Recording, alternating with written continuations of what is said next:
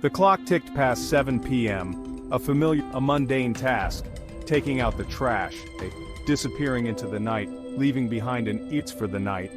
March 22, 2011, felt like any other Tuesday, quiet, unremarkable.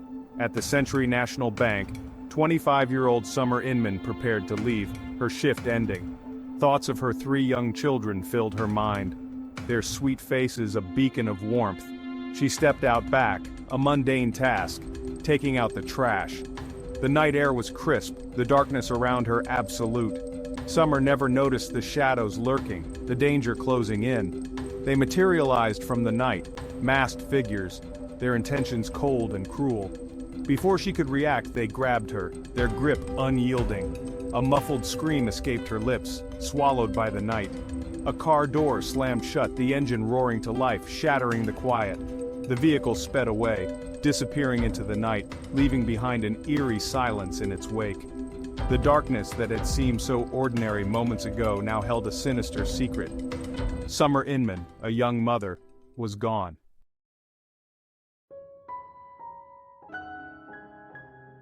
The news spread through Logan like wildfire, a painful reminder of the violence that had shattered her children, too young to grasp the gravity. Fear seeping into the heart of the small town.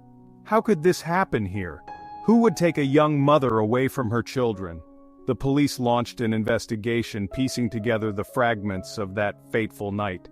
Witnesses, shaken and horrified, recalled the fleeting images, the struggle, the car speeding away.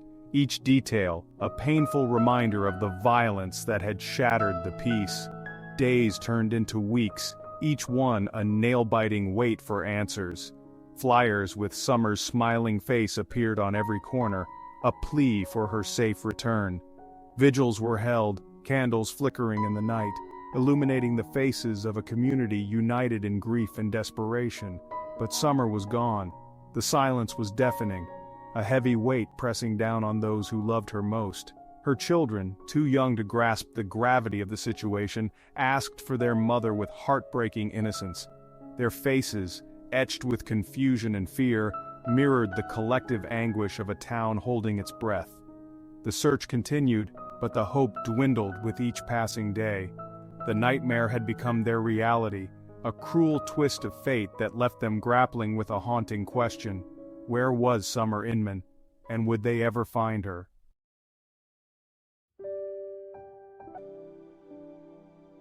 Summer Inman, born and raised in the heart of Ohio, dreams took shape. She longed for a family of her own, embodied the dreams of a young woman embarking in the unbreakable bond between a mother, a kindness that touched everyone she met. Growing up, Summer was surrounded by a loving family, her childhood filled with the simple joys of rural life. She was a dedicated student, a loyal friend, and a beloved daughter and sister. As she blossomed into a young woman, Summer's dreams took shape. She longed for a family of her own, a home filled with the pitter-patter of little feet and the echoes of children's laughter. At 19, she met William Inman II, a young man who promised her the world. Their courtship was a whirlwind of romance, their love story unfolding against the backdrop of their shared hometown. Their wedding day was a celebration of hope and promise, a testament to the enduring power of love. Summer, radiant in her white gown, embodied the dreams of a young woman embarking on a new chapter. She embraced motherhood with open arms, her heart overflowing with love for her 3 children. They became her world, her reason for being, the center around which her life revolved. Summer poured every ounce of her being into creating a warm and loving home for her family. She was the heart and soul of their little world, her presence a constant source of comfort and joy. She believed in the sanctity of family, in the unbreakable bond between a mother and her children. Little did she know that the very foundation of her dreams would soon crumble beneath her feet.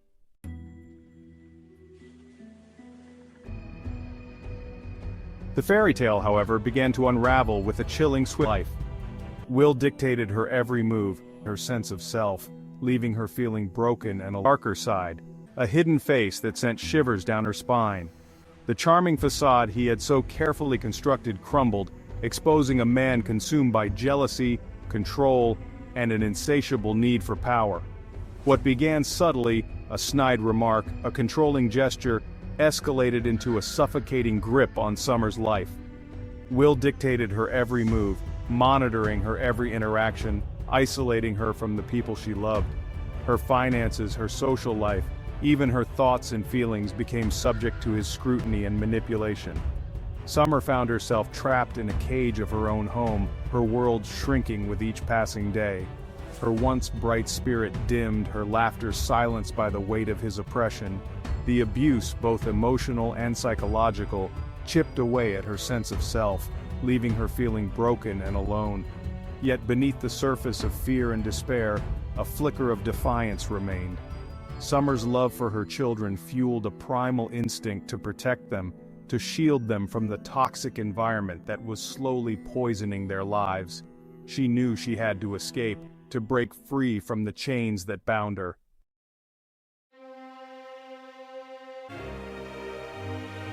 Section 3. Trapped.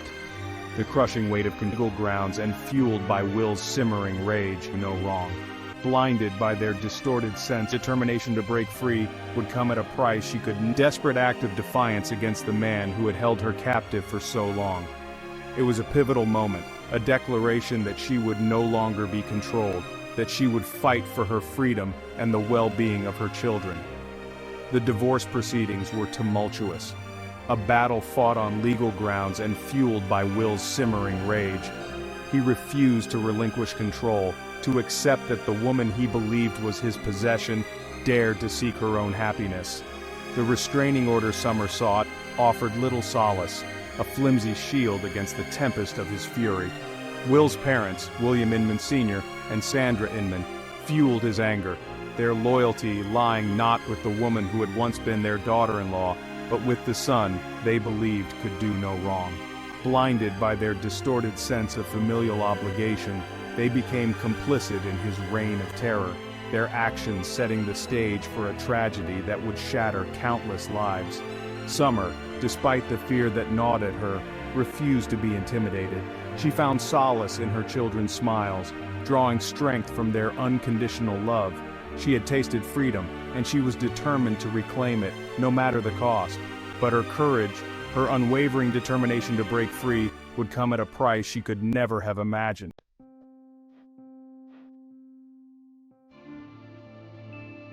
Section 1.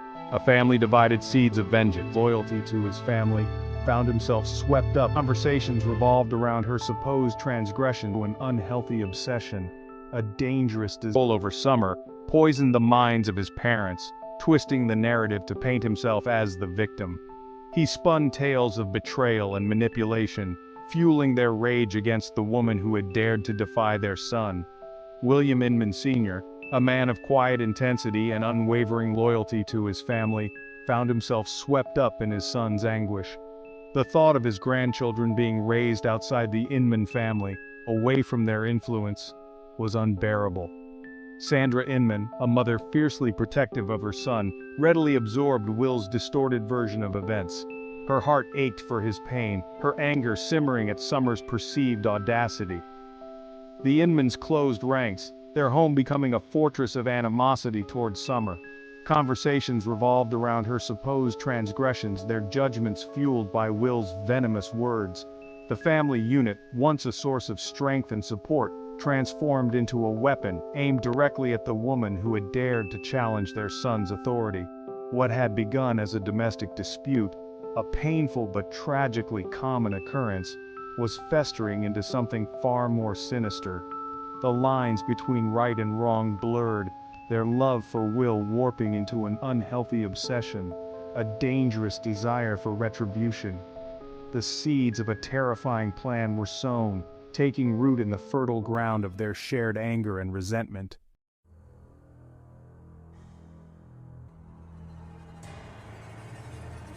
Section 2. The conspirator herself swept up in the fervor of their shared delusion. Her comings and goings, noting her routines, identifying them closer to the precipice of a horrifying act. Big threats escalated into a chillingly concrete plan. They would abduct Summer, force her to relinquish custody of the children, make her understand the gravity of her defiance. They believed that by instilling fear, they could regain control, bend her to their will.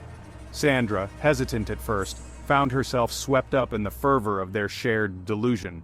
Her maternal instincts, twisted by her son's influence, convinced her that this was the only way to protect their family.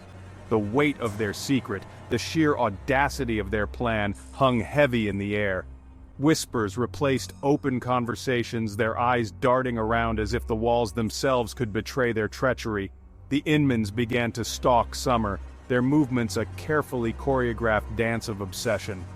They tracked her comings and goings, noting her routines, identifying her vulnerabilities. Every glance, every whispered conversation solidified their resolve. They convinced themselves that they were acting in the best interest of the children, that their actions, however extreme, were justified. The darkness within them deepened, their hearts hardening against the woman they had once embraced as family. The plan, fueled by their twisted sense of righteousness, took on a life of its own, drawing them closer to the precipice of a horrifying act that would shatter lives forever.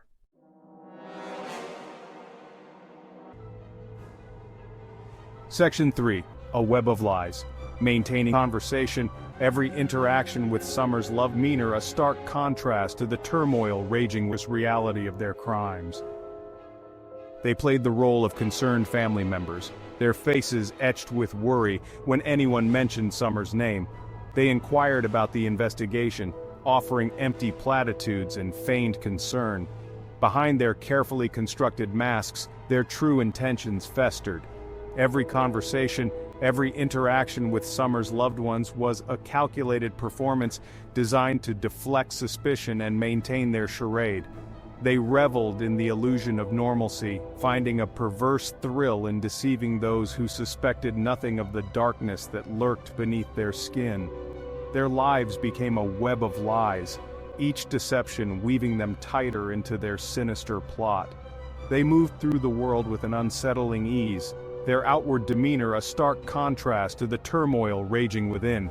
The Inmans reveled in the power they wielded, their secret a shared burden that bound them together in a twisted pact. They believed they were invincible, their actions above scrutiny. They underestimated, however, the power of truth and the unwavering determination of those who loved Summer to uncover the depths of their depravity. The façade, no matter how meticulously crafted, would eventually crumble, exposing the monstrous reality of their crimes.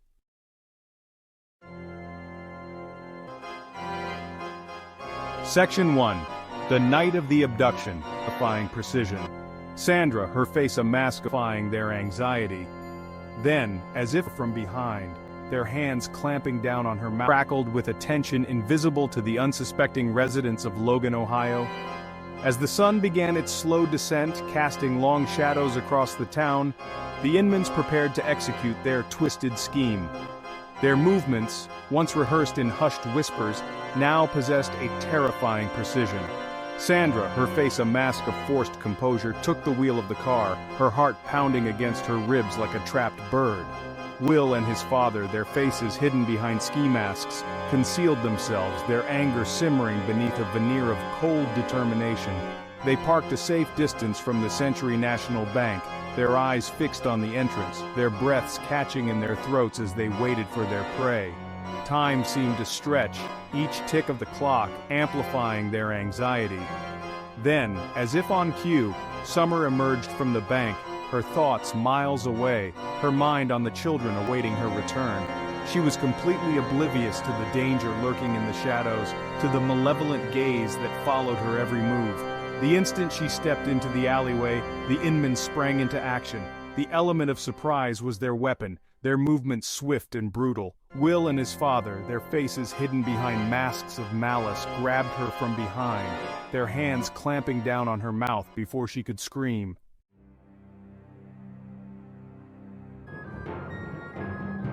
Section 2. A Struggle in the Darkness. Summer's purse slipped from her grasp, its confines of the car. Summer continued to fight of her situation. She thrashed against her captors, her heart pounding a frantic rhythm against her ribs. Her screams, muffled by a hand clamped over her mouth, were swallowed by the night, echoing only in the cavernous depths of the alleyway. Will and his father, fueled by a potent cocktail of anger and adrenaline, wrestled her towards the waiting car. Summer's purse slipped from her grasp, its contents scattering across the pavement, a trail of ordinary belongings transformed into silent witnesses to a brutal abduction. Sandra, her face pale with a mixture of fear and resolve, watched from the driver's seat as her son and husband forced Summer into the back. Their movements were rough, their grip unyielding, their actions fueled by years of simmering resentment and a twisted sense of righteousness. Inside the cramped confines of the car, Summer continued to fight with a ferocity born of desperation. She kicked, scratched, and bit, her every instinct screaming at her to escape the clutches of her captors.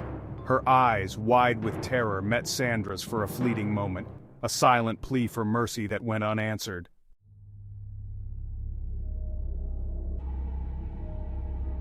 Section 3.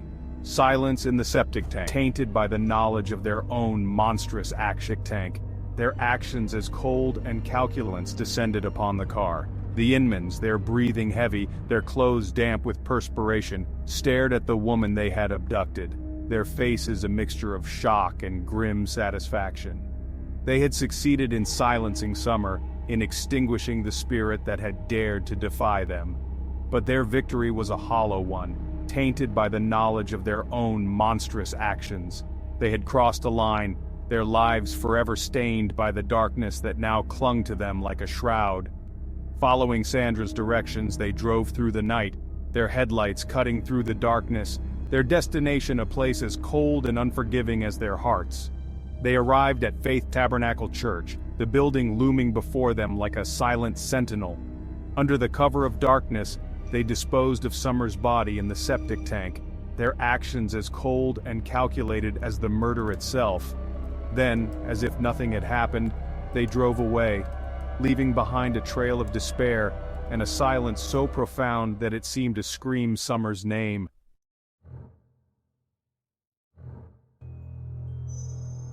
Section 1. A ride into darkness. Of stale cigarettes and fear permeated the car actions.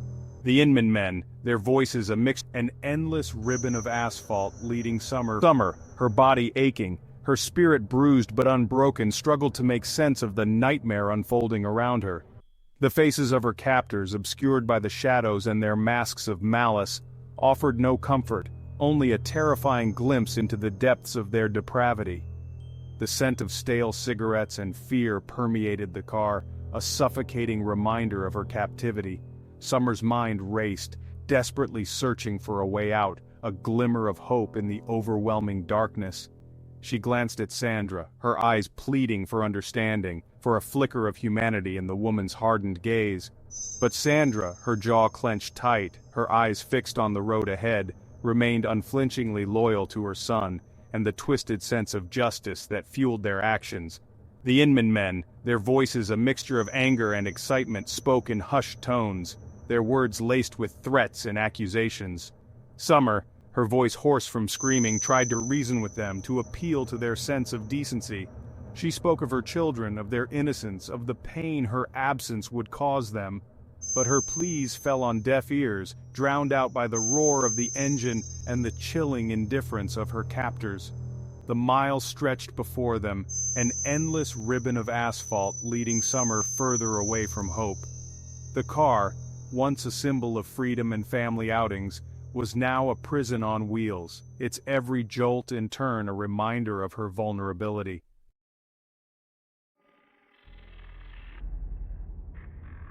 Section 2. The Breaking Point. A desperate Arthas lashed out at Summer, his words venom.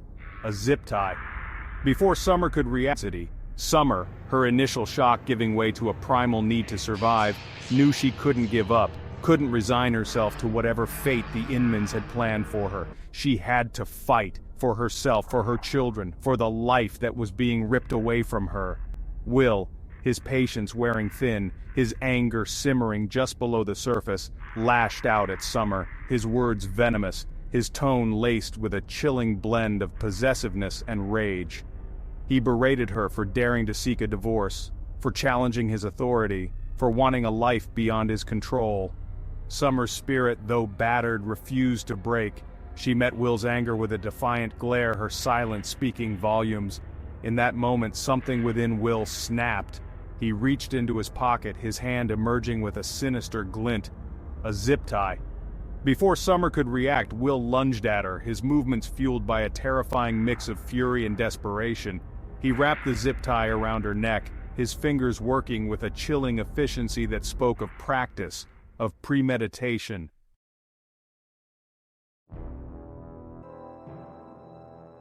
Section 3. Disposable.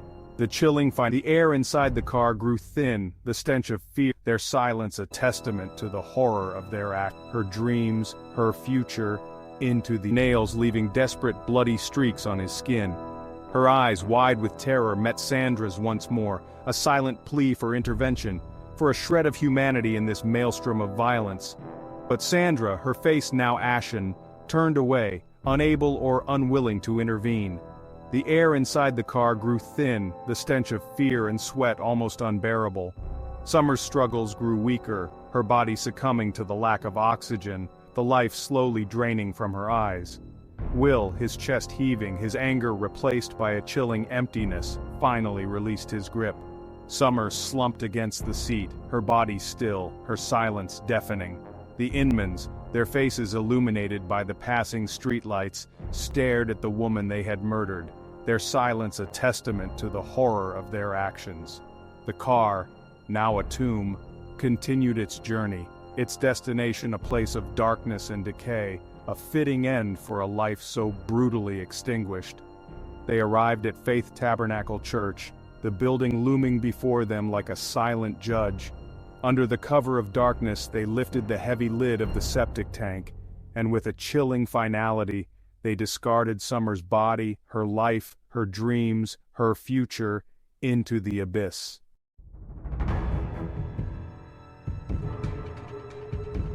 Days turned to weeks, and the silence surrounding us with carefully crafted lies, their voices steady, unease that betrayed their carefully crafted masks. Once symbols of hope, were now grim reminders of the tragedy that had gripped their town. The police, working tirelessly, followed every lead, every whisper, every fleeting suspicion that might lead them to Summer. The Inmans, maintaining their charade of concern, feigned cooperation with the authorities. They answered questions with carefully crafted lies, their voices steady, their expressions neutral, their eyes betraying nothing but manufactured grief. They attended vigils, offering empty condolences to Summer's family, their presence a grotesque mockery of the pain they had inflicted. But beneath the surface of their carefully constructed façade, cracks began to appear. The police, their suspicions growing, noticed inconsistencies in their stories, discrepancies in their timelines, a subtle unease that betrayed their carefully crafted masks. The investigation intensified, the net tightening around the Inmans. They became the focus of scrutiny, their movements tracked, their phone calls monitored, their lives dissected under the harsh glare of the investigation. The pressure mounted, threatening to shatter the fragile facade they had so painstakingly erected.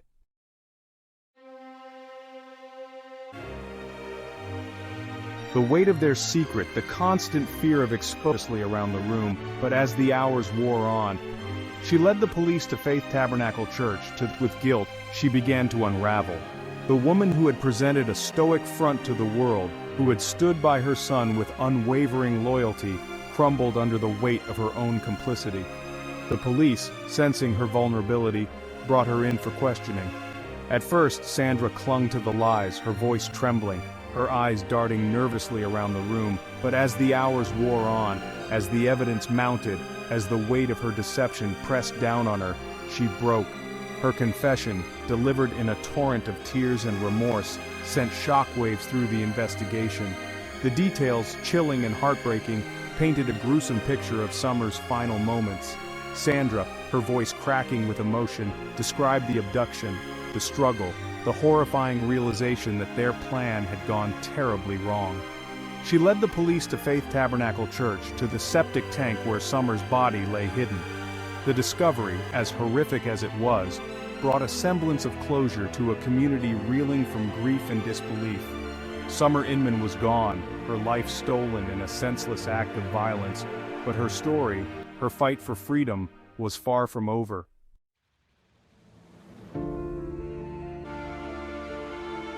The news of Summer Inman's murder sent shockwaves. Was a spectacle of denial and a testament heavy with guilt.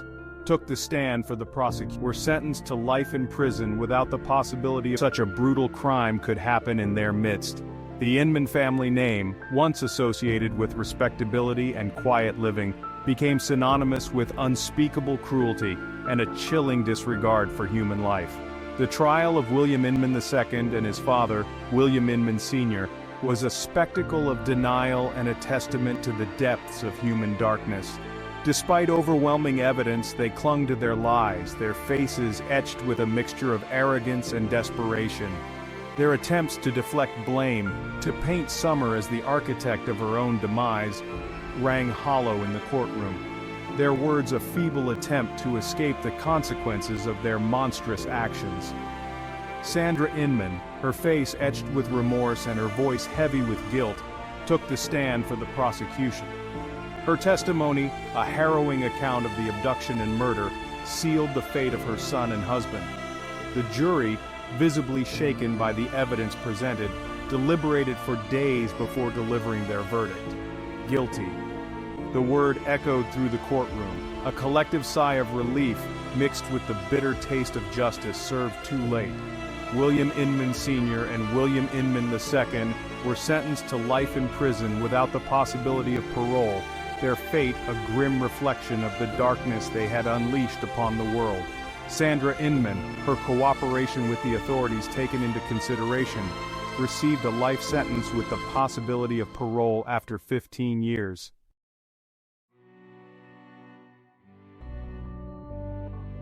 Summer Inman was laid to rest in a small cemetery in their world. They would grow up surrounded by be told, a tragedy that compels us to others trapped in abusive relationships to seek help that refused to be broken. The town mourned her loss, their collective grief a testament to the impact she had made in her short life.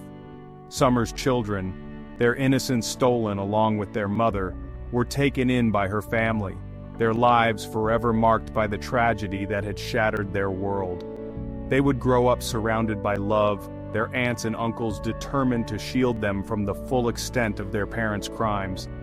But the emptiness remained, a constant reminder of the mother they had lost, the future stolen from them. The murder of Summer Inman serves as a chilling reminder of the devastating consequences of domestic violence, of the insidious nature of control and manipulation. It is a story that demands to be told, a tragedy that compels us to confront the uncomfortable reality of violence against women. Summer's legacy, however, extends beyond the horrific circumstances of her death. She is remembered for her infectious laughter, her unwavering love for her children, her determination to break free from a toxic relationship. In the aftermath of tragedy, a whisper of hope emerges.